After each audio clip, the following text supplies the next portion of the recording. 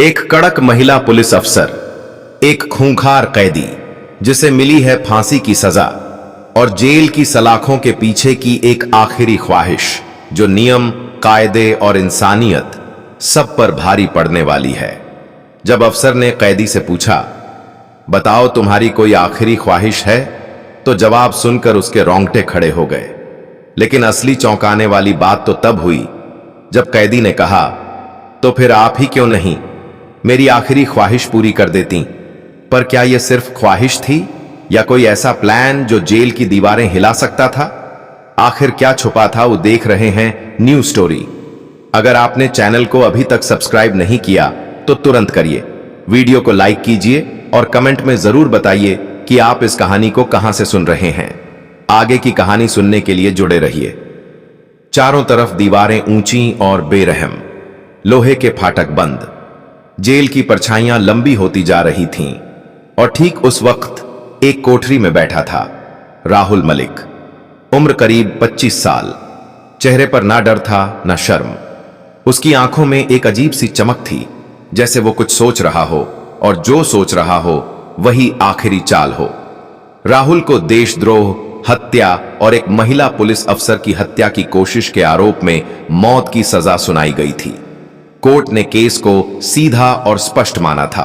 गवाह मौजूद, सबूत पक्के और राहुल खुद चुप। लेकिन कोई ये नहीं समझ पाया कि जो लड़का मेडिकल की पढ़ाई कर रहा था, जो कभी लोगों की जान बचाना चाहता था, वो अचानक एक खूंखार अपराधी कैसे बन गया। यह सवाल उस अफसर के मन में भी उठा जो अब उसी जेल में उसकी निगरानी के लिए आई थी। उसका नाम था एसपी अदिति राणा। 28 साल की उम्र में आईपीएस बन चुकी अदिति को उसकी ईमानदारी और सख्ती के लिए जाना जाता था। अब तक कई नक्सल प्रभावित इलाकों में पोस्टिंग कर चुकी थी, कई बड़े मामलों को अकेले हैंडल किया था। और अब जब राहुल को फांसी की तारीख तय हो चुकी थी, तो अदिति को इस पूरे डेथ वॉच की जिम्मेदारी सौंपी गई थी। कोठरी में पहली बार कदम रखते हुए अदिति ने राहुल को देखा, लेकिन वो सिर झुकाकर बैठा रहा, ना कोई प्रतिक्रिया, ना कोई डर, जैसे उसे इस दिन का इंतजार था। अदिति ने धीरे से कहा, राहुल मलिक, तुम्हारे पास अब 2 महीने हैं। फांसी की तारीख तय हो चुकी है। सरकार की ओर से आखिरी ख्वाहिश पूछी जाती है। कोई इच्छा हो जो हम पूरी कर सकें तो बताओ।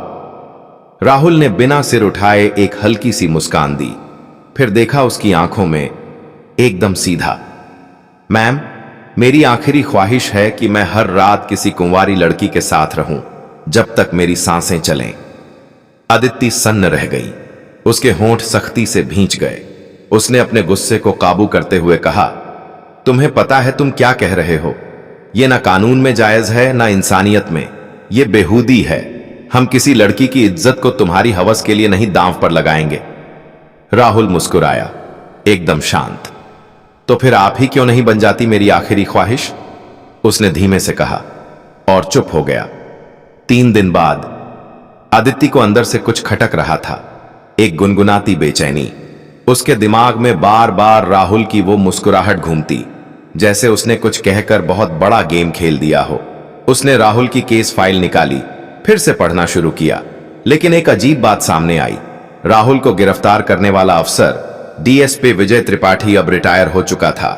केस के सारे सबूत उसी की टीम ने जमा किए थे, लेकिन उस फाइल में कोई वीडियो रिकॉर्डिंग नहीं थी, बस गवाहों के बयान थे।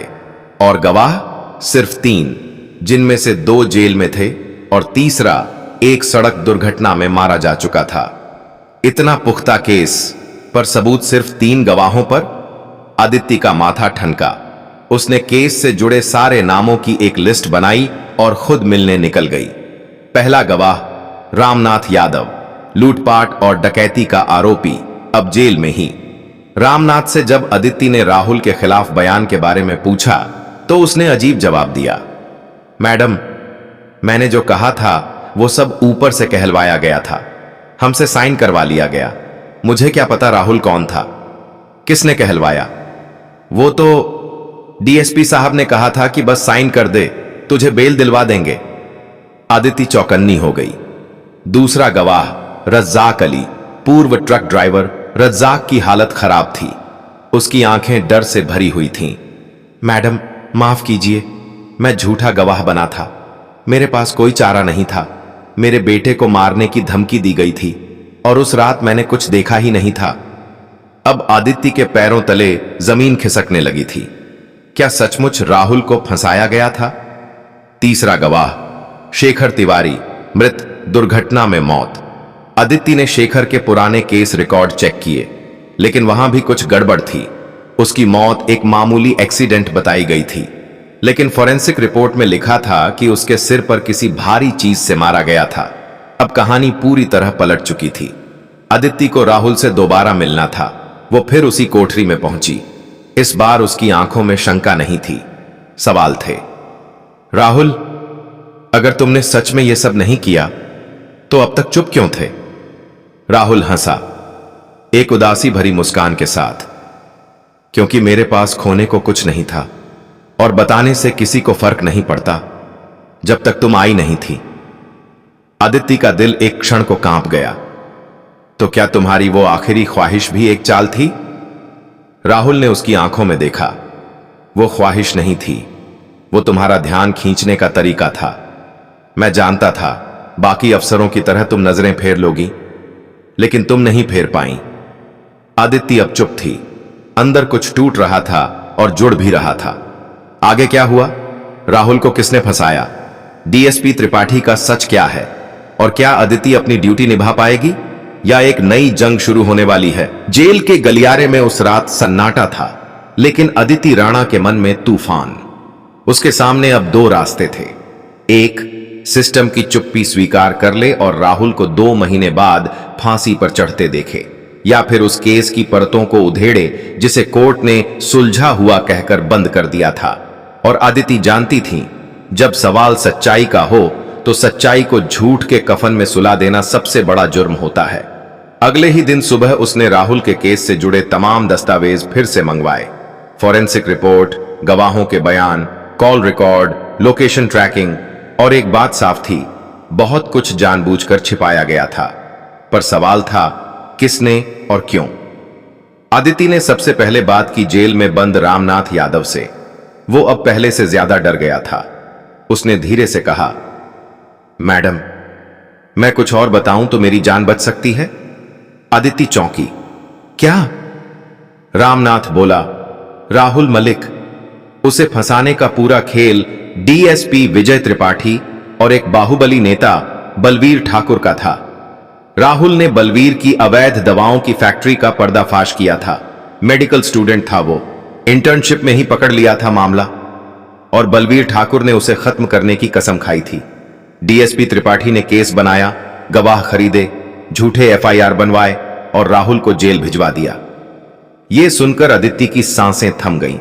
यह सिर्फ एक गलत फांसी नहीं थी, यह सिस्टम की मिलीभगत से एक ईमानदार जिंदगी को कुचलने की साजिश थी। अब अदिति को यह लड़ाई अकेले लड़नी थी। उसने दिल्ली में अपने पुराने ट्रेंडिंग बैच के साथी सीबीआई अफसर कबीर खन्ना से संपर्क किया। कबीर पहले तो चौंका, लेकिन अदिति की आवाज की सच्चाई सुनकर बोला, मैं मदद करूंगा, लेकिन तू यह साबित कर पाएगी कि सिस्टम ने ही राहुल को फंसाया? अदिति ने कहा, अगर मैं हार गई तो एक मासूम को फांसी होगी और मैं हमेशा अपने रैंक से शर्मिंदा रहूंगी। कबीर ने उसे कुछ पुराने कॉल लॉग्स और एक सीक्रेट वीडियो क्लिप भेजी, जिसमें बलवीर ठाकुर और डीएसपी त्रिपाठी एक फार्म हाउस में किसी लड़के की तस्वीर देखकर कह रहे थे, इसे तो बस जेल में सड़ा दो और 2 साल में उसका नाम मिट जाएगा। उस तस्वीर में राहुल था। अदिति ने वो फुटेज सेव किया। यह पहली असली चाल थी उनकी साजिश के खिलाफ। अब अदिति को सीधे उस जड़ पर जाना था जहां से यह सारा जहर फैला था, बलवीर ठाकुर के इलाके में। लेकिन वो कोई मामूली नेता नहीं था। उसकी पहुंच विधानसभा से लेकर पुलिस विभाग के अफसरों तक थी। अदिति ने सादी वर्दी में वहां का दौरा किया, एक एनजीओ के नाम पर। वहां की एक पुरानी मेडिकल असिस्टेंट प्रिया दुबे ने आदिति को चुपचाप एक रजिस्टर पकड़ाया, जिसमें उन दवाओं का रिकॉर्ड था जो राहुल के पकड़ने से पहले कागजों में सप्लाई हो चुकी थीं, लेकिन असल में वो कभी बनी ही नहीं थीं। आदिति ने पूछा, क्या तुम्हें डर नहीं लगता यह सब बताकर? प्रिया की आंखें डबडबा गईं। मैडम, राहुल मेरा सीनियर था। उसने मुझे सिखाया था कि सच्चाई से मत डरो, और जब उसे फंसाया गया तो मैं कुछ नहीं कर पाई। कम से कम अब तो कुछ कर सकूं। इस बीच आदित्य पर दबाव बढ़ने लगा था। जेल अधीक्षक ने उसे बुलाकर कहा, मैडम, ऊपर से फोन आया है। कहा गया है कि आप कैदी राहुल के मामले में ज्यादा दिलचस्पी ना लें, जो ऑर्डर है वो फॉलो करें। आदित्य ने सिर उठाकर कहा, और अगर ऑर्डर गलत हो तो? अधीक्षक चुप रहा। आदित्य ने राहुल से मुलाकात की।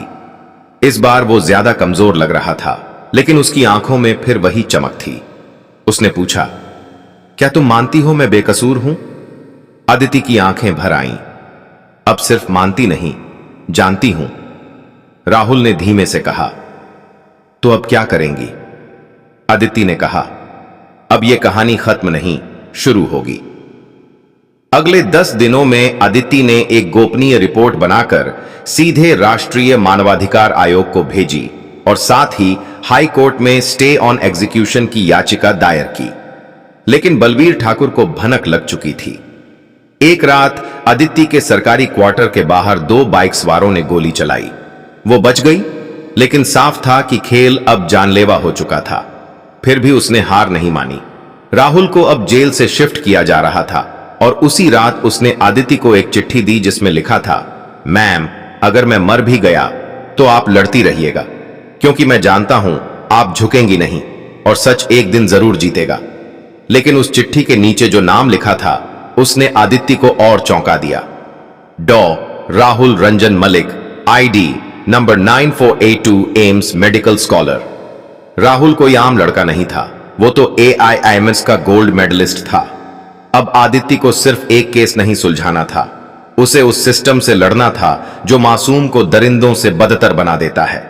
लेकिन इस रास्ते पर चलते हुए कौन मरेगा, कौन बचेगा, यह खुद किस्मत तय करने वाली थी। जिस रात जेल के बाहर गोलियां चली थीं, उसी रात आदित्य राणा ने फैसला कर लिया था, अब कोई डर, कोई ताकत और कोई धमकी उसे रोक नहीं सकती। उसकी जिंदगी का मकसद सिर्फ एक था, राहुल को इंसाफ दिलाना। अगले दिन वो सीधे CBI मुख्यालय पहुंची, अपने दोस्त अफसर कबीर खन्ना के साथ। दोनों ने मिलकर बलवीर ठाकुर और रिटायर्ड DSP त्रिपाठी के खिलाफ एक विशेष जांच रिपोर्ट तैयार की। रिपोर्ट में वो सबूत थे जिनसे यह साबित होता था कि राहुल रंजन मलिक को जानबूझकर फंसाया गया था, मेडिकल माफिया और भ्रष्ट पुलिस गठजोड़ के तहत। लेकिन आदित्य जानती थी, सिर्फ कागजी सबूतों से ये लोग नहीं टूटते, इन्हें तोड़ने के लिए सिस्टम को उसके ही हथियार से हराना होता है। उसी दोपहर आदित्य ने अपनी जिंदगी का सबसे खतरनाक फैसला लिया। उसने बलवीर ठाकुर के फार्म हाउस में लगे CCTV सिस्टम को हैक कराने का प्लान बनाया। यह काम कानून के दायरे से बाहर था, लेकिन सच को उजागर करने के लिए अब कानून की सीमाएं भी कम पड़ रही थीं। उसने अपने भरोसेमंद टेक एक्सपर्ट नयन शुक्ला को बुलाया और कहा, जो मैं कह रही हूं वो सिस्टम के खिलाफ है, लेकिन राहुल के लिए जरूरी है। नयन ने कहा, आप जो कर रही हैं वो इंसाफ के लिए है, मैं आपके साथ हूं। अगले ही दिन रात में नयन ने फार्म हाउस की फुटेज डिकोड की और उसमें एक चौंकाने वाला वीडियो मिला। वीडियो में बलवीर ठाकुर और DSP त्रिपाठी एक खुफिया कमरे में बैठे थे। कैमरा छिपा था लेकिन आवाज साफ थी। बलवीर, राहुल को फंसाना आसान था, लेकिन अब वो लड़की यानी आदित्य दिक्कत बन रही है। त्रिपाठी, तो फिर वही पुराना तरीका, उसका तबादला करवा देंगे, फिर कुछ और? बलवीर, या फिर एक एक्सीडेंट? ये सुनते ही आदित्य के हाथ ठंडे पड़ गए। अब खेल उसकी जान पर आ चुका था। राहुल अब जेल में अकेला नहीं था, उसकी कोठरी के बाहर हर वक्त 2 गार्ड तैनात थे और अब उसका मानसिक परीक्षण भी शुरू किया गया था, ताकि कोर्ट में यह कहा जा सके कि उसकी मानसिक हालत ठीक नहीं है, इसलिए उसकी फांसी बरकरार रखी जाए। यह एक नया हथकंडा था। आदित्य को हर कदम पर सिस्टम तोड़ने की कोशिश कर रहा था, लेकिन तभी आदित्य को एक आखिरी उम्मीद मिली। राहुल की मां रजनी मलिक, जो अब तक सबकी आंखों से दूर हिमाचल के एक गांव में गुमनाम जीवन जी रही थीं। आदित्य खुद वहां पहुंची। एक बूढ़ी सादे कपड़ों में महिला जो अपनी बागवानी में व्यस्त थी, आदित्य को देखकर बोली, आप वो अफसर हैं जो मेरे बेटे की लड़ाई लड़ रही हैं? आदित्य चौंकी। आपको कैसे पता? रजनी मलिक मुस्कुराई, क्योंकि मेरे बेटे ने खत लिखा था कि अगर दुनिया मुझे भूल जाए, एक अफसर आएगी जो मुझे फिर से इंसान बना देगी। अदिति की आंखें भर आईं।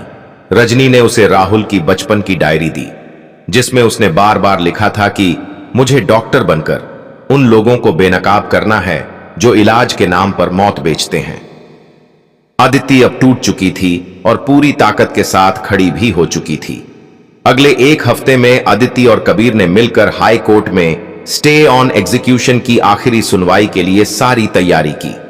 अदालत में जब सारे गवाह, सबूत और फुटेज पेश हुए तो जज भी चौंक गए। अदालत के अंदर अदिति ने खड़े होकर कहा, माय लॉर्ड, अगर यह फांसी होती है तो सिर्फ राहुल नहीं मरेगा, इंसाफ मर जाएगा। और अगर आज आप ये साबित नहीं करते कि कोर्ट सिर्फ कागजों से नहीं सच्चाई से चलता है, तो फिर कोई ईमानदार बेटा इस देश के लिए क्यों लड़ेगा। पूरा कोर्ट रूम सन्न था। और फिर अदालत ने जो फैसला सुनाया वो ऐतिहासिक था।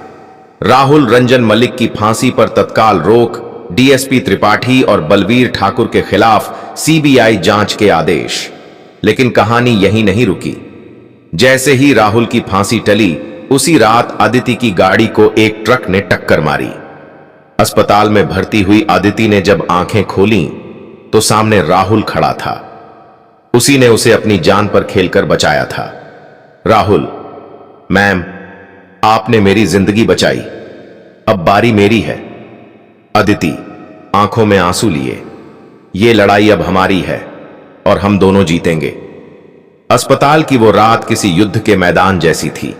अदिति के शरीर पर पट्टियां थीं, लेकिन उसकी आंखें जिंदा थीं और उन्हीं आंखों में झलक रहा था एक औरत का साहस, जो अब सिर्फ एक अफसर नहीं बल्कि एक सैनिक बन चुकी थी।